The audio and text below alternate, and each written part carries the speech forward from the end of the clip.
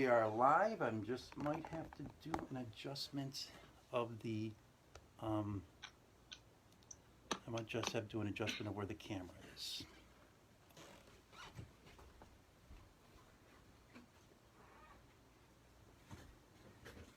And we are live, and we have the regular delay until we show up on Facebook Live, so we're going to be on there in a minute or so. And I want to thank people for letting me into their igloo. Letting me into their igloo. I want to thank people for letting me into their mansion in Berwyn and their tent in Highland Park. So thanks for letting me in tonight, and thanks for watching the show. We got all kind of things going on tonight.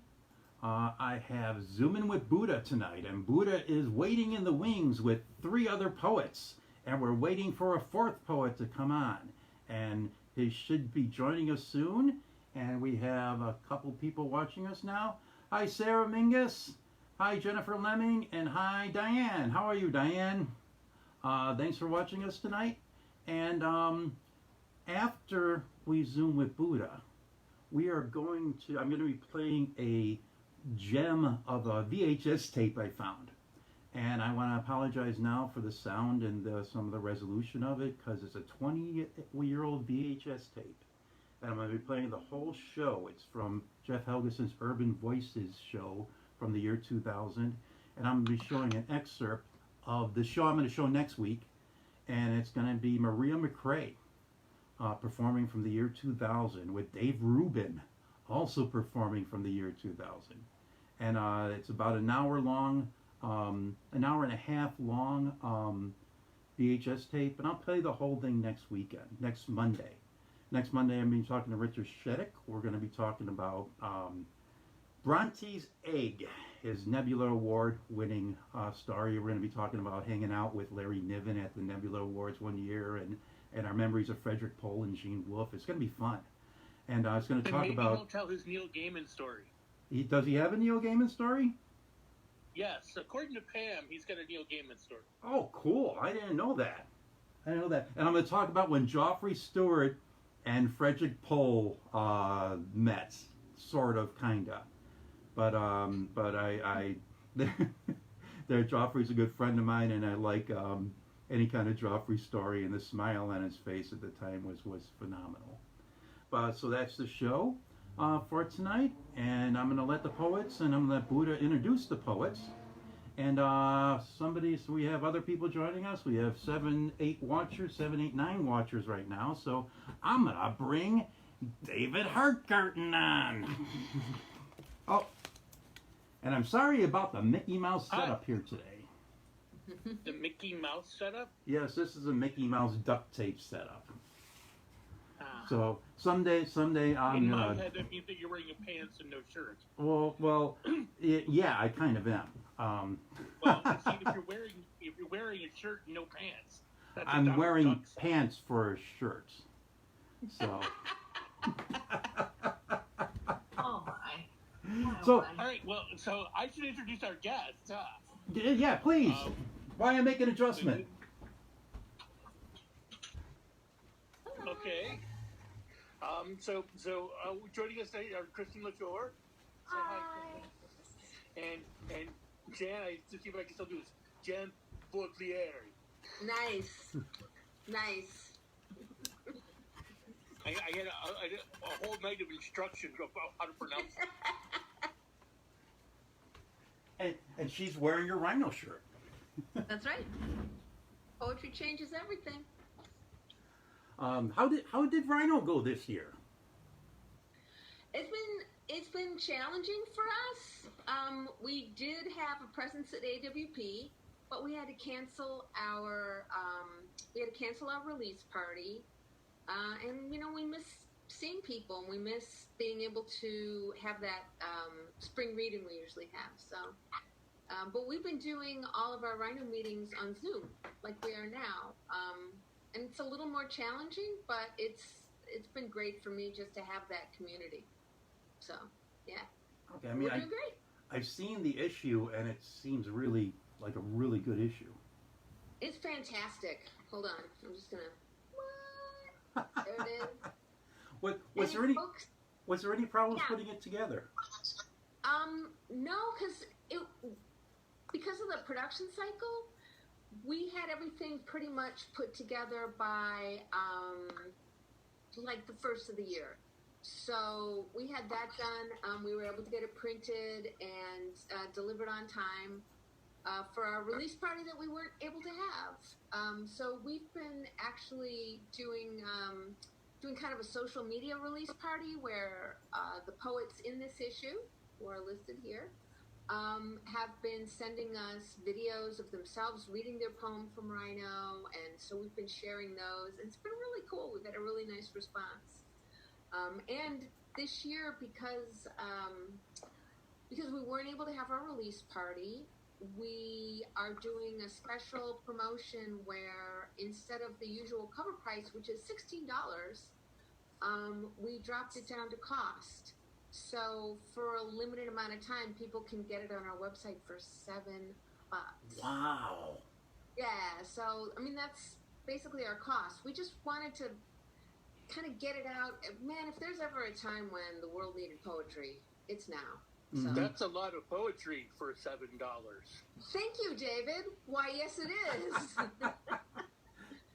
That yeah, and we're really proud of the issue this year. That's like 1990 prices. Yeah, it is. I someday I'll show everybody my library here. I got all kind of poetry magazines on the other side of the wall, and there's something I want to show you. What do you do for Rhino exactly? Well, I'm the treasurer, which is fun. To try to get a poet to do anything with money and numbers and figuring that out. As we all say, I was told there would be no math in poetry. So I do the poetry math, and just all the editors do so many different things. I do some other stuff for us, but it's all volunteer, So, and we don't have like a university backing us up. So everybody kind of has to pitch in and do everything. But we have such a great crew. We figure it out eventually. I can't find my early issues of Rhino right now. I have like Rhino number 4 or something. Oh, wow. That goes back a while. So, we've been publishing for more than 40 years. It has Helen Dagan Cohen in it. It has maybe I'll find it a little bit later. Yeah, that'd be swell. No, are you a native Chicagoan? I grew up actually in the burbs. So yeah, since I was a tiny little baby. Which burb? Arlington Heights, and now I live in Schaumburg. Okay. Did you ever have anything to do with the Arlington Park? Yeah. Okay, that was a great group with Richard Kalish. Yeah. I knew Dick Kalish. My husband taught in the school district there, so he knew Dick as well. But yeah, Arlington Poetry Project, they still meet out in, I want to say, either Arlington Heights or Rolling Meadows. I heard they got that together. Yeah. If you're out in the burbs, there's lots of readings going on. Well, not now, but yeah. Also, you will all notice that Dave is drinking wine this evening. Yes. Feel free to have a cocktail while you're on I'm drinking Merlot. While you're doing the show. Audience members, you should feel free as well. Apparently, we got somebody watching from Bismarck this time. Oh, wow. Welcome, Bismarck. Cheers, Bismarck. Cheers to Bismarck. I got Sheila Donovan. I hope she's watching, and I hope she shares a glass of wine with me. I mean, this is kind of like an escape for me from the real world. And I think that's one of the purposes of poetry, to protect us from the real world. Yeah. But no, Richard Kalish was a great guy, and he was really involved in the Arlington Park Poetry Project, and he used to come to the city. And who else was in there? Was that one of the earliest places you read at? Yeah, it was actually. Arlington Poetry Project used to do readings at the Schaumburg Barnes and Noble. Mm-hmm. And I was there one night buying books. as people do, and I heard the poetry reading, and I was just intrigued by that. And that was the first reading I had done since college. So Okay. it was great, and it's just a really welcoming group. And I think that's really important when you're starting out, especially to have sort of a place where you can feel like you can share your work as you're kind of developing it, and where you'll be welcome. And you don't want to go. I think you don't want every reading, particularly when you're first starting out, to be really high pressure, formalized thing. You want it to kind of have a community feel and a back and forth. So it seems like every poet had most poets had like a place where they would read almost every time that they developed their style and their craft at. I think that's really important. Yeah. Your home reading, kind of. Yeah, absolutely. Sarah Mingus from Missouri is joining us in a drink, I think. All right. And Terry Jacobus is here, which is always really cool. Hi, Terry. Thanks for watching. Terry was worried he wasn't able to get his equipment to work good enough for this. But Jan, how many books do you have now? I have a couple of chapbooks, and then I have 2 full-length books. 2015, my full-length book Alloy came out from Mayapple Press. Uh-huh. And do I have a copy of that somewhere here? Here's one. This came out in 2015 from Mayapple. And then late last year, my second full-length book, Everything Seems Significant, came out from Blazebox. So I'm really excited about that.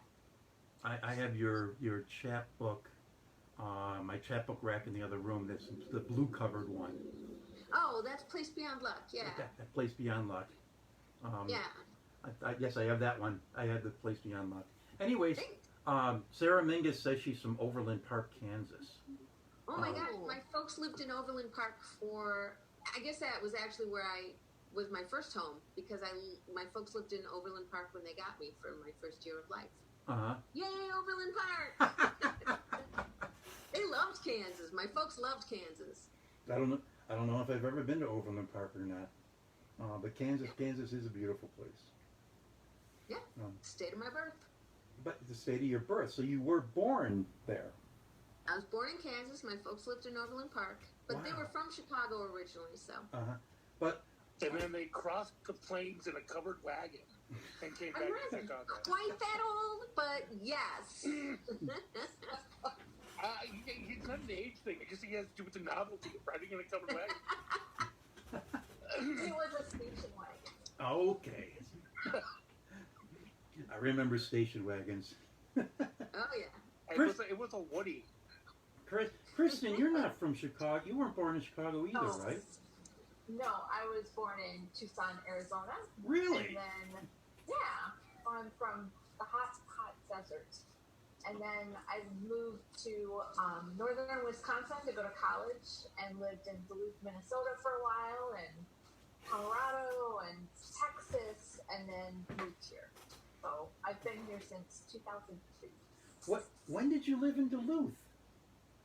I lived in Duluth after I graduated from college, so 94 to 1999. Okay, and Paul's from Duluth. And Paul is from Duluth, so he lived there his whole life until we moved away in 1999. Yeah. Was there did you read poetry and perform poetry and publish poetry? No, when you were there? I went to grad school and passed exams, and then after my master's degree, I took 2 years and I didn't read a book. I didn't write anything. And then we moved to, I'm sorry, I have technical difficulties with my earbuds. We moved to Colorado, where I had my first adjunct job, and they offered extra money to adjuncts if we would do programming for students. So a friend of mine and I started poetry reading. And I figured if I was going to run a poetry reading, I should probably write some poetry. So So I had written a little in college, and I started again there in Colorado, and then I kept writing, and I started submitting when I lived in Texas. And my first poetry reading after the little coffee shop houses, I got accepted to read at a conference in West Texas in San Angelo, and ended up reading in front of like 300 people, like up on a dais. It was completely unnerving. Like there's all these published poets, and I had just sent in like some appropriate work and got to read my poetry in front of a lot of people. Yeah, and then came to Chicago and got even more active. Well, over the years, your poetry has just gotten better and better. Thank you so much. I think people don't understand that it's a practice, that you grow and you change, and the more that you read, the more that influences your writing. And it's like musicians. Like there's hardly any musicians that sound the same after years of playing music. They change. So Where were the yeah, first? hopefully it gets better. Where were the first times that you read in the Chicago area, like the early venues you read at? I joined. So when I first moved to the area, I lived in Naperville for a year, and I joined the Naperville Writers Group, which was and it still is. It's a fiction, nonfiction poetry group. So And it's a pretty good group too. Yeah, and it's big. It's a big group. Mm-hmm. But I met Ruin Wright there, Yep. another poet, and she and I started going to Molly Malone's with Nina Corwin and Al De Genova. So that was my first reading experience in Chicago, was going to Molly Malone. Okay. And then from there, I met more people and expanded my circle. And the first time where I met Buddha and Charlie Newman and Chris Gallinari and a whole bunch of other people was at a poetry marathon at a coffee shop somewhere in Chicago. But it was an all-day reading. Like everybody had 5 minutes. It was just one after the other, poet after poet. And I didn't actually read, but I got to sit and listen, and I met a ton of people, and that's how I got involved with Buddha. And then, yeah, just kind of went from there. Was it a 24-hour poetry reading?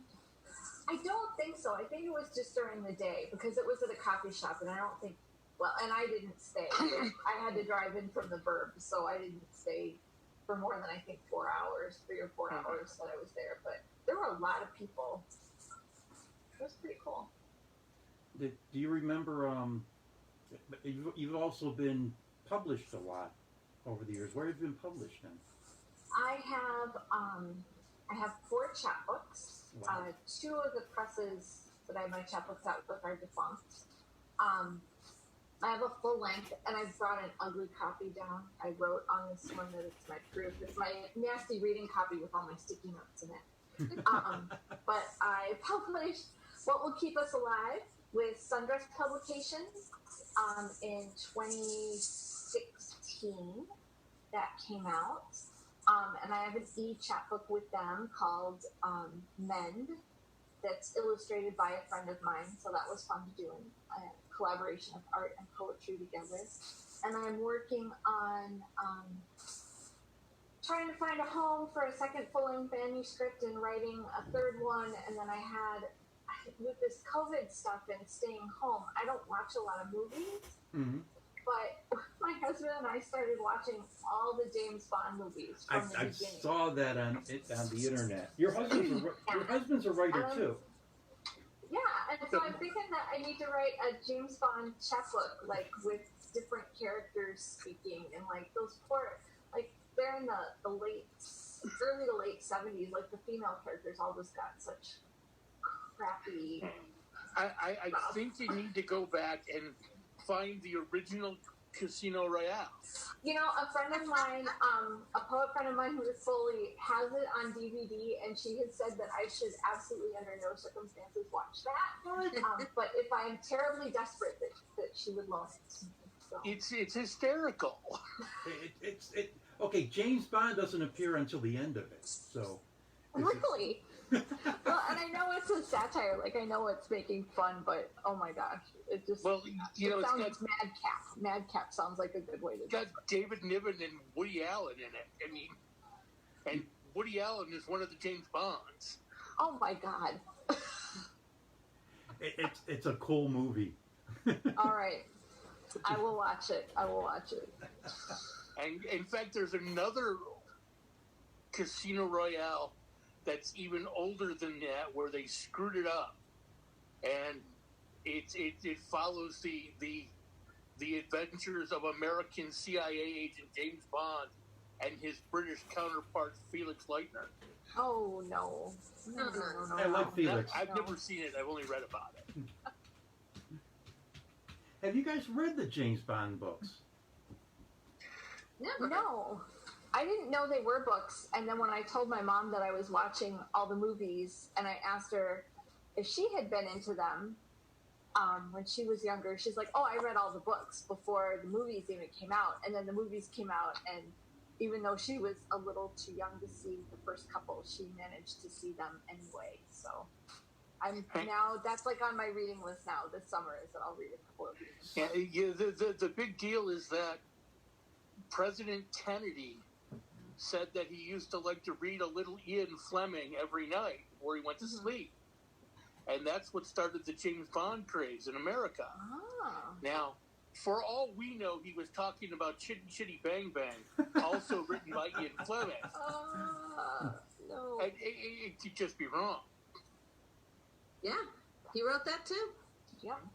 So, if I sent you a bunch of beat up Ian Fleming James Bond paperbacks, you wouldn't mind that? No. Oh, not at all. Okay, no. okay. And we're actually kind of excited that our library is now starting to do drop-off service, so we can start getting books again. Yeah. So. Yeah, ours too is doing that. And you'll find some of the titles for the later movies aren't actual novels, but they're short stories. Like A View to a Kill is actually a James Bond short story. Yeah. Which they use in... They actually take the short story and put it in a different movie. It's bizarre. One of the books is told from the viewpoint of a woman, I think. Is it told from the viewpoint of his wife? Oh, wow. Or the woman that became... I don't remember exactly. But one of the books... He's only married in the one movie. Yeah, and only for like 5 minutes at the end George of that movie. and he wasn't Ian Fleming, right? He wasn't, any of the big James Bonds, so nobody cared about that movie. But I mean, he's like my favorite Bond because it's the most emotional. It is. I think that's in my top 5. Now that I have watched all like 35 of the movies back to back, I think that would be in my top 5. So yeah, I foresee a James Bond chapbook with some different. I like your themey chapbooks. See, the Minnesota one is still one of my favorites. Oh, thank you. Yeah, that one's one of the out of print ones. Town Limits? They went under. It's called Town Limits, Red Beaver Lake, Minnesota, and it's 3 different characters, and they all give their point of view on different topics from this tiny Minnesota town. And the fun part is watching Kristin perform them, because she does them in character. Yes. If you go to my website, I have audio of me reading some of them. So. Also, Kristin is one of the few people in this town who shares my love of curling. Yes, curling? Curling, yes. There's not a lot. There's not a lot of curling here. You have to go pretty far west. I typed this comment on Facebook and asked, why isn't there a movie about a ragtag group of misfits who get together and form a curling team? There is. Kristin replied, there is. It's called Men with Brooms. Okay. And Leslie Nielsen is in it. Yeah, Leslie Nielsen has a pretty big role in it. He plays a mushroom farmer. He gets to do some interesting things with a cow in the movie to farm his mushroom. That's but if you scary. think you don't watch curling because you don't understand it, just watch this movie because they tell you everything you need to know about the actual sport. Yes, and they do it in a very interesting way. They explain it by using lipstick on a woman's belly. Okay. Yeah. So if they make it sexy, like you wouldn't think curling would be sexy, but they make it pretty sexy. Are you kidding? Ice, brooms, stones. Like, what could be sexier? Right. The funny part is I fell in love with the sport I was in Jack's Tap after work, and they were showing the Olympics on TV that year, and I got to catch the women's curling team, and that's just amazing. It just is. You know, it's fantastic. Just a wonderful sport. It's where the phrase "on the button" comes from. Yeah. Yep. It's one of those where you look at it and you wonder who figured this out. Like, at what point did 2 or 3 drunk guys go out on a lake and take their wives' brooms with them and some smooth rocks and be like, hey, let's throw these and see what happens. Somebody woke up one day and said, hey, Seamus, give me a broom. Yeah. I got an idea. Meet me on the frozen lake. Yep, that's about it. Why was the ice so dirty? I don't know. But you live out in Aurora right now, Kristin, right? I live in Aurora now, and one of the reasons why I got involved in Chicago poetry was that when we moved here, we bought our house in 2004.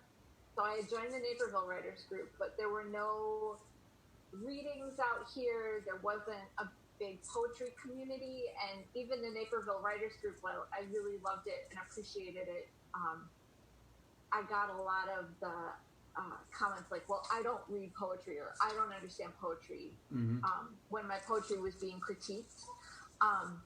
So that was why I started seeking out readings in Chicago. Now there's tons of readings out here. I love Waterline Writers. That's just one of my favorite readings. I read there a few out times. Now, that's not really in Aurora. No, it's in Batavia. It's just north of here, but there's a lot of Aurorans that go, and people from all over the western suburbs. But that's one of the biggest crowds of people, and they have fiction writers and nonfiction writers that read too. But it's a good crowd, and I miss it. I hope that once this is over, it gets back going again. And then there's a few more. There'll be 40 people at Waterline Writers. I mean, it's fantastic. Yeah, and people who come to listen. So at a lot of poetry readings, like it's always the same group of friends who kind of get together, and then you'll have 1 or 2 new people, but people are there to read as much as they are to listen. And with Waterline, it's a lot more people coming to listen than to perform, which is pretty awesome. Frank Rutledge was bugging me to submit to them. He wanted me to do like a kids reading there. And I was supposed to have lunch with him like 2 days before he died. Yeah. He was a huge poetry person. So that's one of the things that Frank started that I really liked. And again, we haven't been able to go, and it is still happening. Even though. Okay. So I need to butt in right here because we got this question online. Hi, Jax. The name of the movie is Men with Brooms. That's Jacqueline Toback, Esteban's cousin. So by extension, my cousin. I have it, Jackie. If you need it, I will loan it to you. So. You can also find it on Amazon Prime or IMDb through the Amazon thing. Because I've watched it several times recently. I mean, I'm amazed this isn't available just on YouTube as a free movie. Well, the problem is that there's not a whole lot of interest. It could have been huge, but it's curling. Yeah. So what I wanted to talk to you guys about, both of you have been associated with the Poetry Pentathlon in the past. And now, in this age of social distancing and not a whole lot of poetry readings going on, do you have any ideas of how we might do that again this year? Because we were going to make this year a big deal. I've been smack talking people. Talking and all that stuff already. I think maybe having it in a bigger space where people could social distance. And I love the bookstore, but it's pretty close quarters. So maybe there's not 6 feet between me and the audience. No. So maybe so maybe having it somewhere where people could socially distance more. And usually it's in September. Well, we Right? moved it till October. Oh, so things might be even less restricted then, but I would think a bigger space would help. Yeah, I think that's a good start. Yeah, I was thinking that maybe we could do it online and like do a Facebook Live event. Mm. Could you But- do it outside? That would be iffy in October with the weather. Yeah. Yeah. Well, It could be beautiful, or it could be Or snowing. it could be not. here's an interest. I mean, I like Facebook Live. For a couple reasons. Number one, you could reach a big audience, and anybody and their brother could come on to Facebook Live and watch it. And it gets automatically archived on Facebook Live. I don't know how long it stays as an active video on Facebook Live. Not forever, but for a long time. But the contestants on a Facebook Live screen, you know, they could be with what we're doing now with a Zoom screen on Facebook Live, because there's only going to be how many contestants are normally in the poetry. Why don't you tell the audience what the Poetry Pentathlon is too? Okay. Well, every year, me and several other poets in Chicago sit down and we generate 5 events for, you know, poets to practice their art with. And then we hold a live competition. And the events can vary from year to year. They've never been the same 2 years in a row. Except for a couple of standards, like the on-the-spot prompt we do And every year. the rant poem. The huge Yeah. hit every year is the I rant. like the rant poems, but apparently a lot of people don't know how to write them or aren't sure what they are. That was the hardest part for me. Right?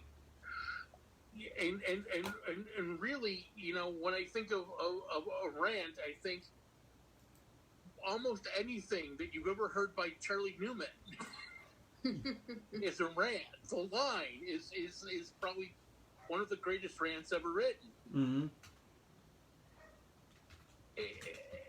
But and people seem to think that they have to be serious. Some of the best comedy poems have been great rant poems. My rant poem when I competed was about my period, so it was a pretty big hit. It did pretty well. Could be both funny and tragic. Yes. Yeah. At the same time, and a little disgusting. A couple of people were a little bit grossed out. The other thing about the pentathlon is that there's judges who are usually also poets, and it's a little subjective. I've been a judge a few times, but there's performance, there's the quality of the poem, there's how much you stick to the prompt that you're given, how well you interpret things, because often there's taking someone else's poem and then performing it in your own style, and so how creative you get with that. But then the point system, like there's poems that we love and poems we don't, and so it's kind of like a slam in that way that some people don't like the judging because the judging is really Well, rigged. I tell the judges that really it's 50% on the actual poem and then 50% on the performance style, and that's how you should get your score. Which we Right. sometimes We we, don't do- follow and sometimes we don't. And sometimes they give me like quarter points, and We did Bob away with Lawrence- that though. We did, Bob you had Lawrence said like is keeping the score for these things, and everybody's throwing like, okay, that's like 4 and an eighth. yeah, I think after the first few years we pretty much kept it to whole numbers and 0.5. So Yeah. What? But we also don't do famous poems anymore because I got so much crap about the proof rock thing. The 1 year we did it. Give, but it's fun. Never. give the It audience was. give the audience an example of what type of events you have in it. Well, okay, so there's the rant, and the on-the-spot prompt is probably one of the toughest things you do, because we give you the prompt for the poem upon your arrival, which might be a tougher thing to do if we're doing it in a virtual space, you know? Mm-hmm.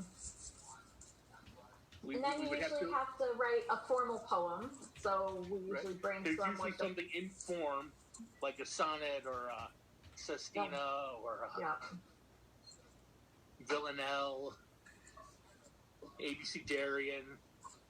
I've done the backwards sonnet once. Who's... But, you know, it changes where your rhyming words are in the line of the poem and stuff. Who's won the poetry pentathlon before? Many people. Jan? You say Jan. Well, I Jan... think I'm a silver medalist. I was a silver medalist too. Donna Boyer won. That's how I met Donna, was through the poetry pentathlon. And she's now one of my best friends. Hey, Donna just joined our staff over at Rhino. We're so happy to have her on Rhino. She did. Yay, Donna. Okay. If I can get her to answer one of my texts, I'd like to have her on the show. You know, she just finished her retirement, so she'll be more available now. Or not. Or not. That's true. That's true. I'll see her Friday. I'll tell her to text you back. That's fine. Donna's actually won twice. Uh-huh. Billy Tuggle has won twice. Wow. Dave Abatangelo is a recent winner. Jennifer Dotson has won. Bob Lawrence has won. So it's a who's who of Chicago poetry as far as who's won. Leonard Lund has won. So yeah, we've had a lot of folks won. A lot of poets do the ballsiest thing ever, and they make like the pentathlon their first public reading experience. Oh wow! And it's like more power to them. Yeah, brave souls. And, you know, they're not wading in the water; they're going into the deep end on that one. It's like reading at Weeds for the first time in your life. Oh. In my opinion, you have to keep the on the spot. That's like, it's such a challenge, but it's also so fun to hear people's different takes. That was really fun, I thought. I stole that from Nina Corwin. Oh wow! When Nina was running the Word Gourmet out of Cafe Gourmand, which I ended up co-hosting. Long weird story, right? She used to hand these slips out and do something at the end called the Word Jam, and people would just come up and read the poem they wrote off of the prompt at the end of the show, and she would have like drummers and things going on. It was just really, really cool. So that's where we got that from. We stole this from Nina. Hi, Nina. Make sure my hand's on camera. That's the thing, though. Like, we've had years where there's been 10 participants. There's been years where it's only been 4 or 5. Mm-hmm. And then there's always, 4 judges? 3 judges? There's been 4 judges, but I like to keep it down to 3, and then the guy who does the math. Yeah. It's a lot of people that get involved in it. It's a lot. So the Black Adder. What about the Black Adder? We used to call the person that would add up the slam scores the Black Adder.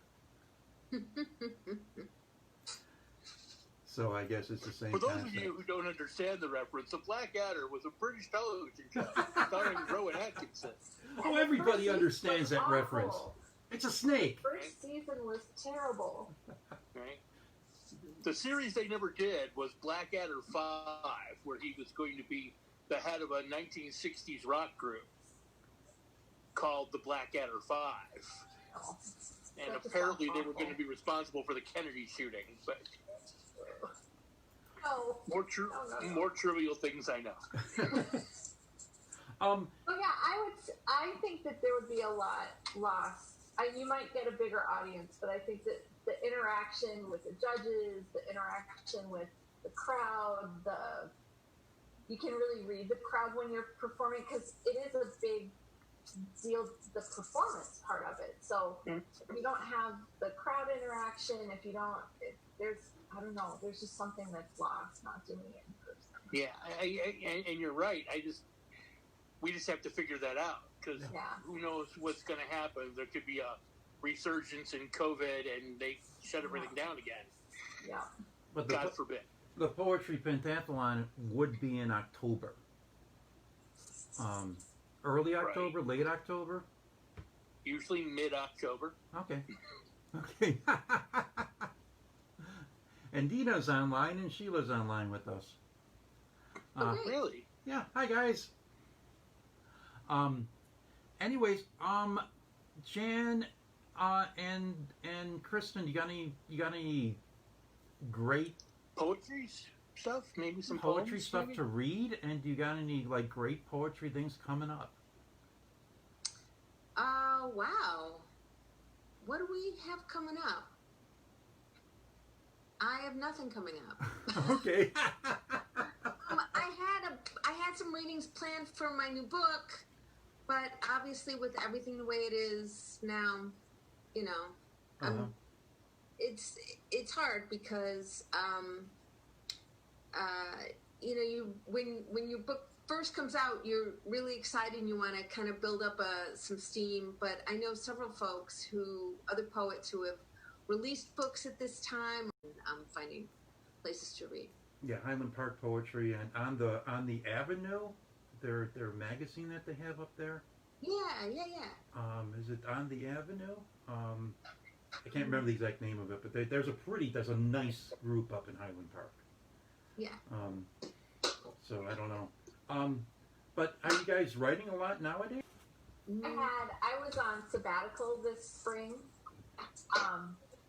and doing a couple of things, but part of my sabbatical was supposed to be about doing more writing, and I was hoping to do a lot of reading. And then when the shutdown happened, like, I don't get anxiety about a lot of things. Like, for things that are out of my control, I don't get a lot of anxiety. Like, if I have a bill hanging over my head, then I'm like, I can't sleep, and I'm just worried.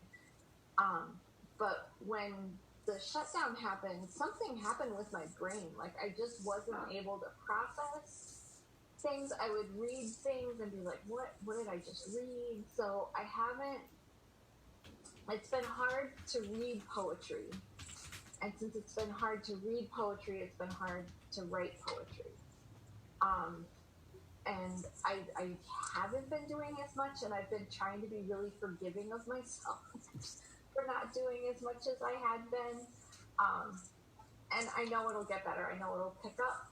Like, now that the sun is shining and I'm out doing more, like, my brain is starting to clear, and I just feel better about the world. And I feel, even with all the protests and things that have been going on, as scary as it is for me for people to be in those big groups, and with the chances of another outbreak happening or a spike happening, it invigorates me to see people working for change in a really positive way. So I know that those words will come back, and I know the cobwebs will clear out, and I'll be able to read again. But it's been tough this spring. Can you read us a poem, though? I can, unless Jan would like to go first. She has the newest book. No, go ahead. I'd love to, because I'll just say 100% agree with you about this weird time and how difficult it has been to read and write, and how those two things support each other. But I agree, as difficult as it's been to watch the protests and the hurt that's been going on in our country right now, it's also invigorating to see, like, maybe this will help people come together and make some important changes. So, yeah. Yep. Thank you. But yeah, I'd love to hear Kristin read. All right. I'll read from my book, What Will Keep Us Alive. And I have a couple of poems that are kind of springtimey that I'll read from that. They're short. I write short poems, people. I don't write long poems. Like, I envy people sometimes, and they're like, "Oh, I wrote this 5-page poem," and I'm like, I wrote half a page, and I thought that was really And fun. reading a 5-page poem is nice, but hearing it out loud without taking a nap in the middle is a little difficult. That can be challenging. So Yeah. This is the title poem to the book. It's called "What Will Keep Us Alive." Even the worms that push to the surface in spring extol the wonders of ground thaw, sun pushing downward through the dirt. It's generosity, the robins must think, as a buffet spreads before them, who subsisted on dry berries. Everything happens in accordance, as Thoreau found in his walks around Walden, noting the temperature, the blooming dates of bladderworts and saxifrage, the time that buttercups and asters went to seed. How extravagant! Even the simple unfolding of a bud this time of year. The robins note it as they search for twigs and grass to build a crib. How much we want to remain, a watcher of unleaved branches, an evader of taxes, listening to the trill of red-winged blackbirds. I haven't read that one for a while. Oh, thank you. Nice. Yay! That was one of the things that did happen this spring with being stuck inside, and one of the only things that I could do was go for walks. Like, I really started noticing in my neighborhood, like, I watched those trees bud, how the buds would swell, and then as the individual leaves started opening, and oh my god, I have been a watcher of nature this spring because there's nothing else to do. Yeah. And then one more, I'll read one more short one. Okay. To my friend who pets bees in her garden. And this is, I don't write I voice first person poems, but a lot of my poems are about me, but I just put them in third person so that there's a little more distance with them. But I actually do this. I love to pet bees when they're kind of sleepy in the evening and it's cool out. You seriously go out and seek out bees so you could pet them? Yes. But do it, if you're going to do this, it needs to be like bumblebees, like the bigger ones, and it needs to be cool out, like in the early evening, like in the evening or early morning. And if they'll get pissed off, they're going to raise a leg in the back and they're going to be like, go the fuck away. Oh, I'm sorry, my leg's like, they're going to raise their back legs and be like, screw off, leave me alone. But you can pet them very gently. You have to do it gently. Okay. Kristin, if you couldn't swear on the show, I wouldn't have had you on.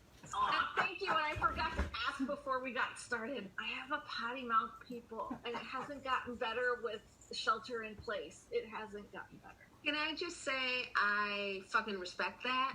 Thank you. Don't say that shit on the show. All right, everybody just calm down. Yes, teacher. Jeez.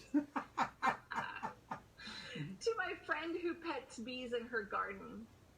Be happy these are encased in glass. Clearly, if you tried to touch them, a sweet sting would tell it true. Their honey as sacred as their buzz. Yes, delphinium seldom grows so close to hives, but listen. Their petals blue protects the sun, catches rain before it hits the comb. You wonder about metaphor. The glass sphere, the number of bees, 19, the way they all seem to fly north, then east. Each bee made of at least 15 drops of glass, each hexagon precise and paper thin. Stop counting, I tell you. Have faith. You say it is just sand, but no, this time it's honey. And that's after seeing an art piece. If you go to the Art Institute, there's in the basement where all the tiny rooms are, there's a glass paperweight display. The paperweight room. People don't believe me about the paperweight room. So I found out about an artist. His name is Paul Stankard. So it's like stank and then ard, Paul Stankard. He does these amazing orbs, and some of them are paperweight size, and then he does great big ones. But they are completely anatomically correct flowers and bees and insects in these tiny little Wow. orbs. And I saw one out east. He's from Massachusetts, I think. And I had seen them there, but they have some at the Art Institute. So if you're local, when the Art Institute opens, go and you can see these tiny, they are real life-size bees and these real life-size flowers, and they're in glass, and they're all made of glass. It's amazing. I had a friend who was a bee expert, and she was working on the field guide to North American bumblebees. Oh. And in her apartment, she had bins and bins of bee samples. And one of her, what people would hire her to go to their bee museums and type and figure out the species of her bees. There must be a name for that, for a bee scientist. I don't even know if it's an entomologist kind of thing. Yeah, I wonder if there's a name for that specialty. All right, poets, go look it up. Beologist. See if there's a name for a beologist. So look it up and use it in a poem. A Yeah, BB. It's like a biologist. Biologist, biologist. Jan, give us a poem. All right. I'll give you something from my newer book. So the first thing you need to know about this book, and Kristin, this is why I was really excited to hear you talk about your James Bond chapbook that you're planning. This book of poems is entirely about the movie Blade Runner. Wow. So, I love the movie Blade Runner. I think it's a super poetic movie. So what I did is I chose the final cut version of the movie, and I got the DVD of the movie, and then wrote a poem for every chapter of the movie, titled with the title of that chapter on the DVD. And then at the back there's some extra poems in the voices of some of the main characters of the movie Blade Runner. So I will read this poem. Has anyone ever seen the movie Blade Runner? No. You're kidding me. Thank you. Right? It should be required. Okay, the first thing I knew when you posted about this book was I made sure that Charlie Newman knew about it because he's the biggest Blade Runner fan on Earth. Hello. He might be the second biggest. One of my favorite movies. I can't say that I'm that. I mean, my favorite Philip K. Dick novel is The Man in the High Castle, not the television series, but the book. Yeah. That's And another. Minority Report was good too. The story Minority Report was fabulous. But Yeah, right. But so, anyways, this is, if you have seen the movie, there's a scene where the replicant named Leon is about to kill our hero Rick Deckard when he is actually killed from behind by the replicant Rachel, who has come to meet Deckard. The name of the chapter is Wake Up, Time to Die. So that is also the name of the poem. And it starts with a quote from Rilke, the German poet, and that quote is, "Who has not sat afraid before his heart's curtain? It rose, the scenery of farewell." So this is Wake Up, Time to Die. To remember, recall, bring the body back to itself, stitch by stitch, that itch. She's waking up was not the first thing I'd heard. It came after the low moan of the body I did not recognize as mine. Her eyes are opening. The surgeon paused behind his curtain. A bright instrument, the body opened. Until some machine was adjusted, hissed its accord, and I slept. In recovery, I told the nurse, I thought I was dying, but no, just coming to.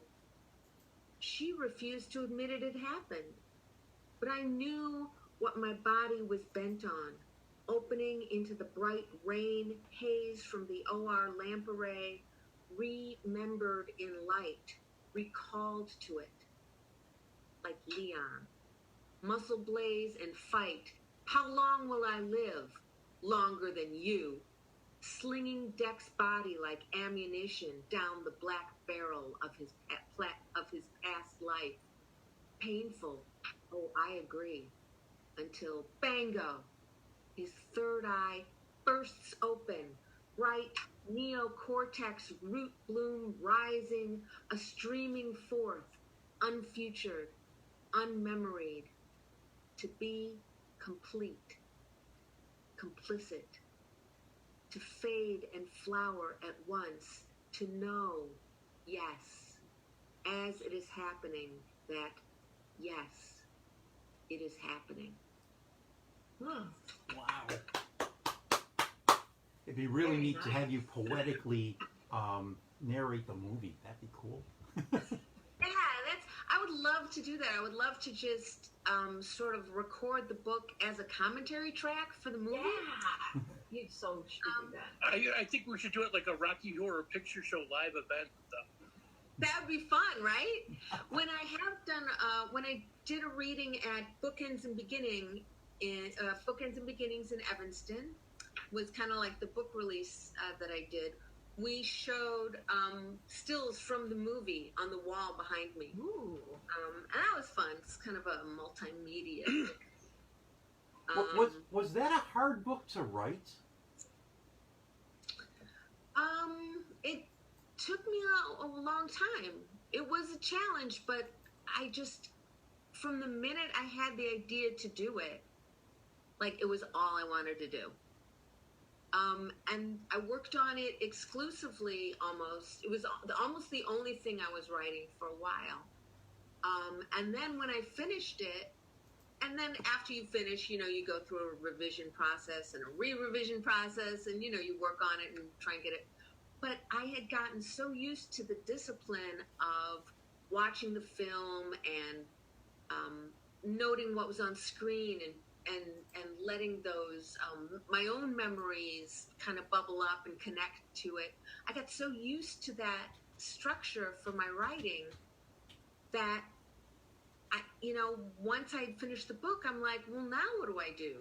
What else can I write? It's hard to kind of go back to, just writing sort of regular poetry. So just to know how in depth immersed you were in this project, is there a poem from the point of view of the William Sanderson character? Yeah, there is. Yeah. Excellent. Okay, I'll read that one. It's a guzzle. Wait. What? Who is William Sanders? William Okay. Sanderson, he's the guy who made the eyes. Okay. Yeah. He went on to play Larry of Larry, Daryl, and Daryl Uh-huh. Yeah, like on the Newhart show. this is my brother Larry, and this is my brother Daryl, and this is my other brother Daryl. Other brother Daryl. This is my other brother Daryl. Great. In Blade Runner, he plays a character called J.F. Sebastian, who he works for the Tyrell Corporation that makes these replicants. He's kind of an offbeat character. He has accelerated aging.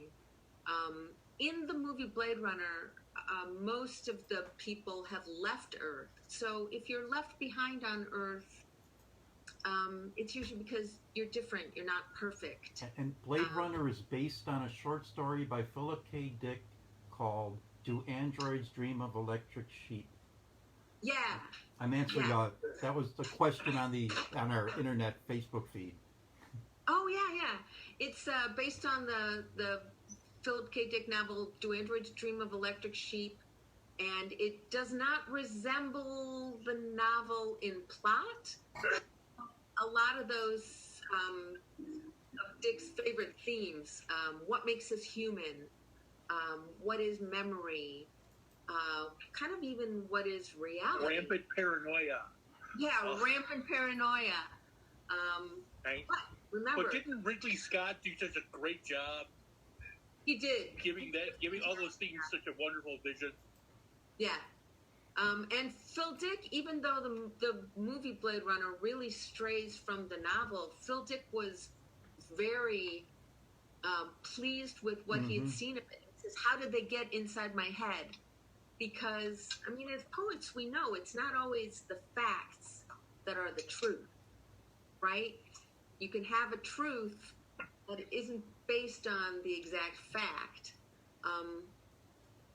And so I think memory is really like that. You can remember the truth of a situation, but, you know, you might not remember, was her dress red? Was it blue? But you still remember what happens. Is that a Mayapple Press book? No, this is from Blaze Box. Okay. Yeah. Your newest book is Mayapple Press. No, this is the newest one. But yeah, you're right. My first book, Alloy, this one was from Mayapple. I like Mayapple Press books. They're put together beautifully. Yeah, they do a great job. Yeah, so. Give us another poem. All right, I'll read the guzzle about J.F. Sebastian. He's an off-peak guy. He's much younger than he looks, and he is befriended by some of the runaway replicants who use him to get to his boss. And the thing you should know about JF is that he makes his own friends. He literally makes robots to be his friends. I remember that. This is written in his voice, and it's titled with a line of his, and the line is, "My friends are toys." Yoo-hoo, home again. They're toys. My friends are toys. I call it a hobby, but really it's more my art. Toys. To live in the belly starless is to be waiting, swallowed down. The body vault traps, transforms. A hard choice. My cap, pied jacket, a circus I stitched myself into. Whoever tells me what to do? My friends, the artless toys? It's the little touches, like Kaiser, Wise, Pinocchio'd, memory of sickbed story, my mother's caught voice. Cantation, counterpane, true blue wish. Never grow up, grow old. I envied him, cured hard, part child, part toy. I'm a genetic designer. Do you know what that is? There's some of me in what I make up. My mind, heart, toys. All night rains cricket tick. I live pretty much alone. Body betrayed, I cobble new friends as counterpoint. I'm venerable, a riddled saint. I bishop to king, tinker, toy. Vulnerable, bested, beset, like a real boy. Wow. It brings the Pinocchio theme, too, of the whole Do Androids Dream of Electric Sheep. Yeah. So, Jan, where can people get your book? You can get them on Amazon. You can get both Alloy and Everything Seems Significant on Amazon. If you Google my name, which you won't be able to do because nobody knows how to spell it. Tell the audience how to spell your name. It's an Italian name. I married for love. I had to learn how to spell my married name. It's Bottiglieri, Bottiglieri. There it is. Do you have a website or a Oh yeah, I do actually. It's janbottiglieri.com. But again, you have to know how to spell my name. I don't know how to. If they're watching the feed on Facebook Live, I mean, because you're also watching the feed, they can figure out how to spell your name. It's right there. I'm looking at it. You can also go to Rhino's webpage, and I'm sure that Jan's name is listed on the Rhino webpage. That's true, and you should go to Rhino's website to pick up a new copy of Rhino too. Mm-hmm. And just so you know, I'm actually reading this this book here. My brother gave this to me the other day. It's called How to Build an Android: The True Story of Philip K. Dick. That's awesome. He has a really interesting life story. Yeah. I had an extremely rare Philip K. Dick book when I had the bookstore, called Cosmology and Cosmogony or something, that brought into his whole idea of the alien spacecraft that are trying to control our mind. It's when he was like starting to crack up. And I it was a really fascinating book. I was never able to figure it out. There was 200 copies of it published.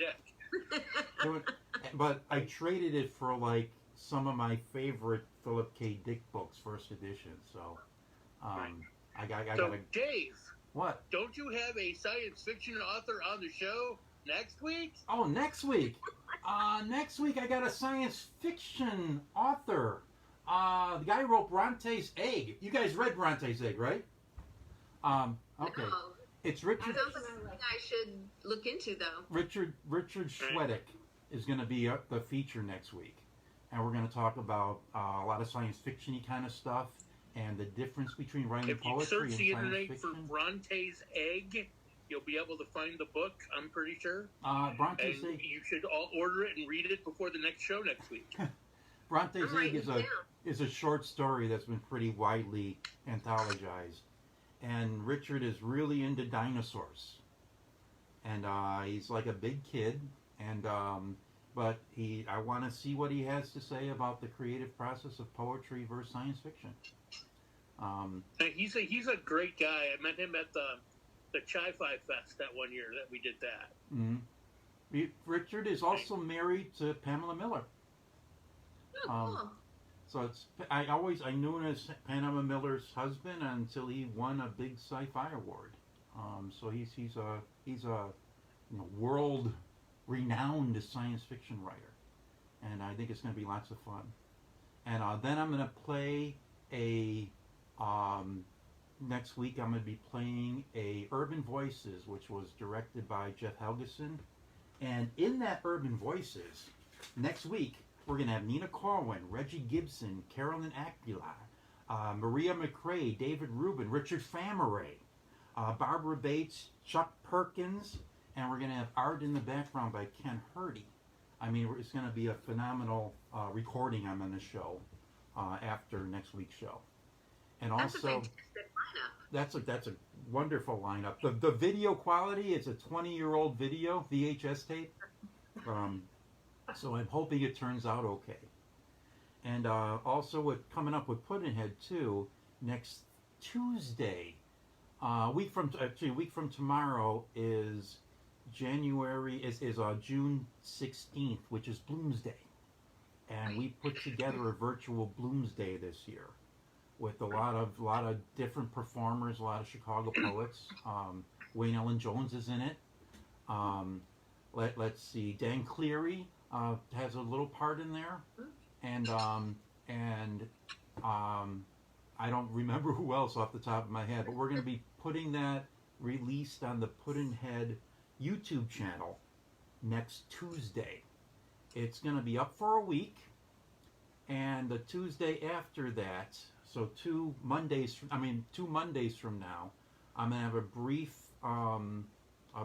interview with Jeff Helgeson, the director of it, and then we're going to be playing our Bloomsday production on Facebook Live, and it's going to be up for 24 hours only. The director and some of the artists didn't want it up permanently, so it's going to be up on YouTube for a week, and it's going to be up on Facebook for a day. So hopefully lots of people could see it. Just a couple of housekeeping things. Jan, somebody's asking what the name of the Blade Runner book is again. Oh, it's Everything Seems Significant. The Blade Runner poems. So I'm going to have to hop on and order my copy of that. Maybe I'll even send one to Newman for fun. And Kristin, I'm waiting for this Blade Runner thing, and I wanted to know if you noticed the almost change in the smoothness of Bond from Sean Connery to Roger Moore, where Sean Connery was smoking the cigarettes and throwing his hat around, and one of the first things you see Roger Moore do as Bond is light up a big old fucking cigar. Oh, there's a lot of nuanced differences in all of them. It's pretty fun just to notice that, like just the way the poker games change, the cocktails, the dresses, like the sexy dresses, and there's so much. I There's so love much the to do. names of the characters. That's what I really So like. much that Mike Myers made fun of it in Austin Powers. Yeah, it's gratuitous. Not odd jobs, but this is random task. And I did look up. There is a name for bee experts. It's melitology. Really? Really? Melitology. Wow. So there you go. The study of bees. You learn Has a something new name. every night on this program. And have you guys heard But of? Dave, I assume that you want to get on with the playing of recorded things. I want to get on with the playing and recorded thing, but you didn't read us any. Did you discover any new poetry? Discover new poetry. No, I didn't do that. But Okay. I did want to read. Everybody, my favorite poet is William Carlos Williams, and I don't write anything like Williams Carlos Williams, but I love him to death, and so this is my red wheelbarrow poem. I never owned a red wheelbarrow. I've never had chickens or some sort of a yard tool dependent relationship. My wheelbarrow was green, dirty, and rustic, used to give rides to unsupervised neighborhood children who still had enough imagination to pretend it was an airplane. Roller coaster, moon capsule. Do they still play cowboys and Indians? Do they still make rifles from clothespins and bottle caps? I don't think there's an app for that. I remember that my toy fire engine was blue, built from shoeboxes, cardboard, and a scavenged abandoned skateboard. I love that damn thing. Funny, it was supposed to be red too. Oh. Nice. Very nice. Yay. David That's one of Harley. the most fun poems to discuss with students. I love discussing that poem with students. I love it because there's no subtext. It really is what it is. Kind of like all the send-ups that there are to the plums. I left the plums, or I ate the plums. They were so sweet and cold and delicious. Yeah. Right. Basically, it's an apology note to his wife for eating the damn plum. I know. And then all the send-ups that people have done and all the different takes that people have on it. It's pretty awesome. It's like the most sincere poem ever written. It is what it is, man. Yep. I think Red Wheelbarrow was published in 1906. And I'm pretty sure, and it's phenomenal that somebody in 1906 said this is a poem. Yeah. I'm sure there were plenty of people who said that it wasn't. Yeah. Well, the big deal about WCW was that he used a typewriter. Mm-hmm. So that's why his spacing is so weird. And because he could make it weird. he typed that poem over and over again, trying to get the spacing right. They have all kind of like copies of it that he did with different spacing in the words.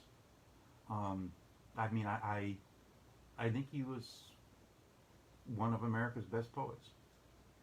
I don't know, one of my favorite poets. Anyways, yes, I do want to get on to Maria McRae. And I want to get on to working a little bit with Amazon, see if I got any orders today. Right. So I'm going to say goodbye to our lovely guests. And It was lovely to be here. Thank you. Thank you. Thanks so much. Wonderful having you guys. It was a lively conversation. I love it. Yay. Everybody have a good night and stay safe. I found love each other and be kind. I found out so much more about you guys too. I like having Oh, good. these long one-on-one conversations with people. I know I It was talk really too much.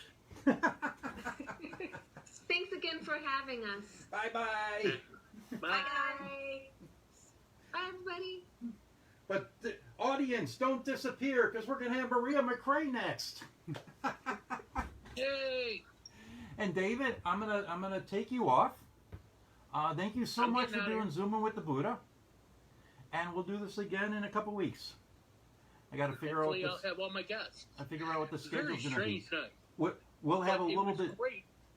We'll have a little bit more notice next time. I'll give you a little bit more notice next time too. All right. And All right. and this was a great show.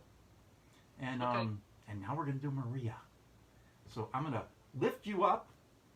And yes, this is where Buddha actually is, in this thing here, and then the back is all duct taped together. So I'm gonna I'll see you later, Dave. I'm gonna take you off sound and put you on the side. Bye, David. And that poetry magazine that is in Highland Park is called East End Central. The Highland Park poets have a great group of poets up there that are extremely active, and East End Central is one of their magazines that they do up there. And anyways, I want to actually hit the frown emoji. Are you, Sheila? Are you frowning over? Are you frowning over the red wheelbarrow?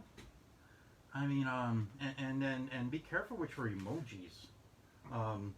Sheila's like drinking a little bit of wine tonight with me, so I hope she is at least. And I want to get some. I want to get some power going to this thing, and it appears I don't have power going to my equipment. So we're going to plug that in.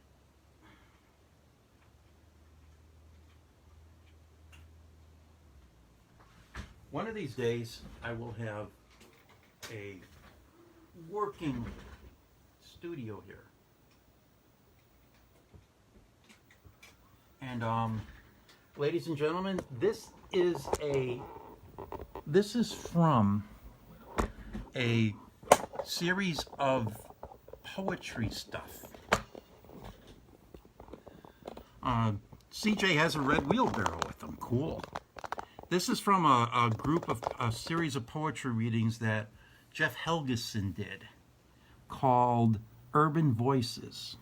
And this is from a show that I'm going to be showing next week that has Nina Corwin, Reggie Gibson, Carolyn Acula, Maria McRae, Dave Rubin, Richard Famery, Barbara Bates, Chuck Perkins, and art by Ken Hurty from June 17th, 2000. So this is a video from June 17th, 2000. And here is a rare performance, a rare recorded performance by Maria McRae. And I want to apologize for the sound. Next week, we will have better sound.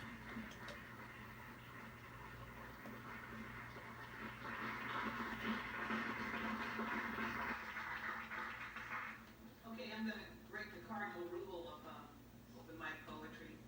When they say, just read the fucking poem, don't talk about it. So, at the end of this piece, you will hear my name that was on my birth certificate with 2 additions. You'll understand why my 5'0" Filipino mother, I'm Catholic, and you'll understand me more. This poem is about names, and I'm known for my long titles. This is titled From African to Property to Negra to Colored to Afro-American to Black to African-American to Evolved from Josephine Jemima Black Man Speaks Up, or What's in the Name? That's the title. So imagine with me, if you will, the oldest female slave on a plantation in the Deep South, right before the onset of the Civil War. She's Zulu by ancestry, so she can speak directly to her shades, directly to her ancestors. That's who begins the piece. A lot of people finish the piece.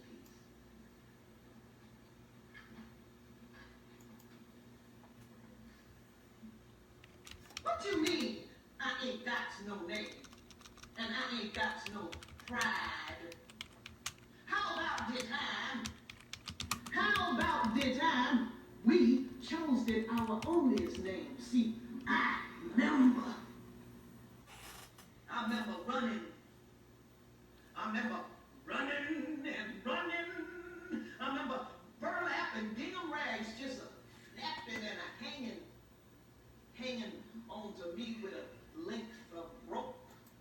Hemp rope running round my middle. Hemp rope. They'd surely hang me with if they'd catch me. I remember being young and frisky and fresh. I remember being raped and raped and raped and raped.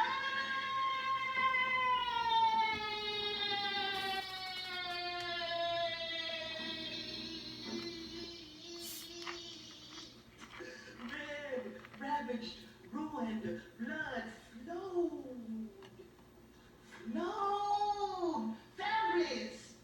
Families split and sold down the river. Mama? Daddy? My babies! My babies! Never to be seen no more! I remember being hungry. I remember nothing to eat except raw taters, yams, wild berries, and such like.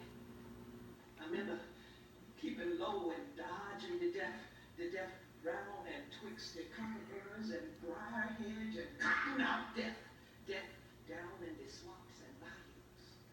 Yes, I remember hiding in the deep, dark, dirty ditches by the roadside. I remember hiding and listening to the paddy rollers just laughing at them Yankees talking long-winded like this. I remember them talking about the Nancy, Pockley, Deparation. Yes, sir, I remember them talking about my freedom. And I remember I chose my onlyest name. I remember I ain't know what my real African name be. Most like I never will. So, I dischose my used to be Masa's name. I remember I chose a name I likes. I remember oft times, it was the same as used to be Masa's. But I made it my own. I am third, fourth, fifth, sixth, seventh, eighth generation. I made it through. I survived millions perishing in our Middle Passage Holocaust. I survived being one out of every 7 soldier in General George Washington's Revolutionary Army. I survived 200,000 soldiers, Civil War soldiers, Buffalo soldiers sacrificed for my survival when I didn't have any choice. I survived Native American uprisings. Uh-oh. On the wrong side. I survived Mexican American wars. On the wrong side. Who really led the charge of San Juan Hill, Colonel Teddy? Not the 1st Cavalry Rough Riders. The Black 9th and 10th Cavalry out of Fort Apache. I survived. World Wars I, here we go. 2, Korea, Vietnam, the Persian Gulf twice, Somalia twice. Yesterday it used to be Yugoslavia, Tanzania, Nigeria twice. I survived 2 urban voices twice. I survived Jim Crow for white only and losing my first job to the cotton gin. I survived burned, bombed black churches, still wrongfully imprisoned Mumia, body torn Texas, America, Chicago, Colorado, bullet riddled.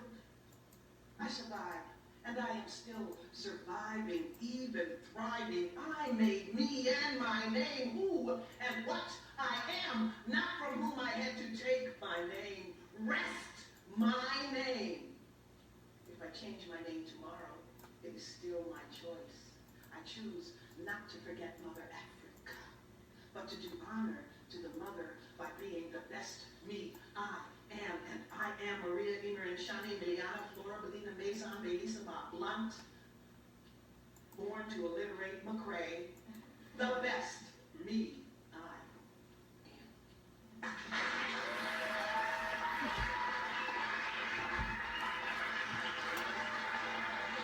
This is from June 17th, 2000. It was Urban Voices. It was in Rogers Park. And a couple years ago, we lost Maria McCrae, and she was a big loss to the poetry scene in Chicago. This is David Rubin, who moved out of town to Michigan, and I think now he's living in Virginia or North Carolina. But nobody's seen David Rubin read in Chicago for a long time.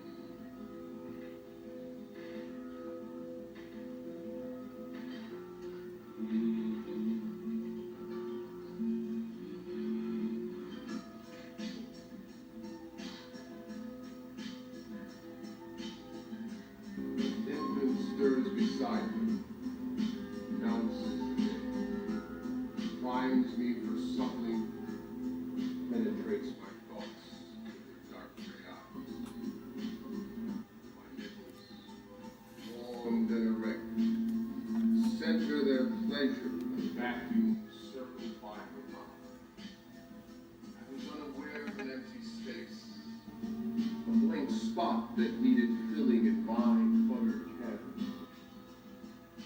My hands were just vibrates openings between me and vistas I cannot see except when she beats. Tiny pink grip grips my home, squeezes juice, runs down my arm, fills bottles to chill my long journey.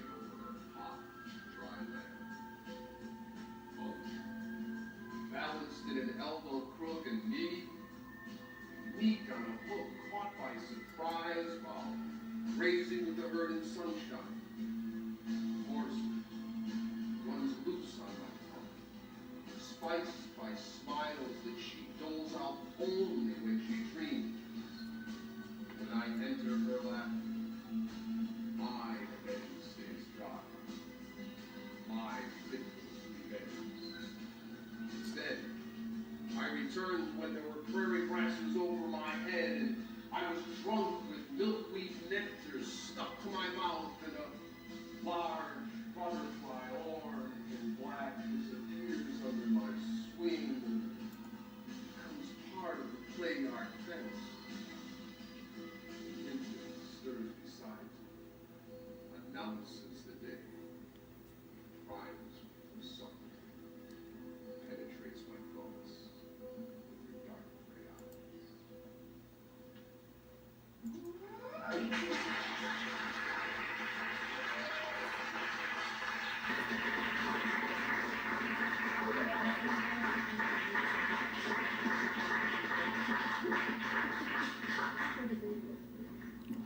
I'm going to play the rest of the video next Monday.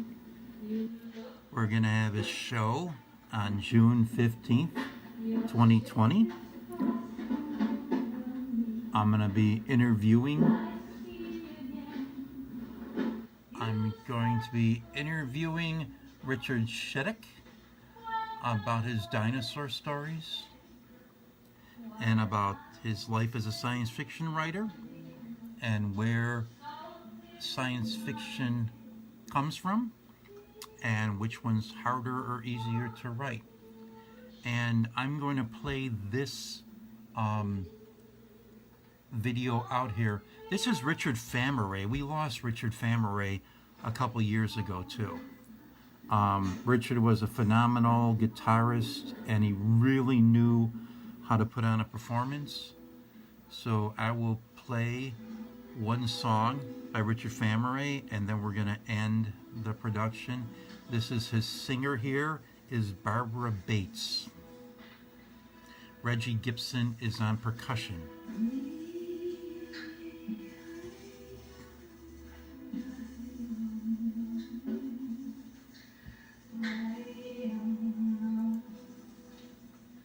That art in the background is by Ken Hurdy, Chicago artist.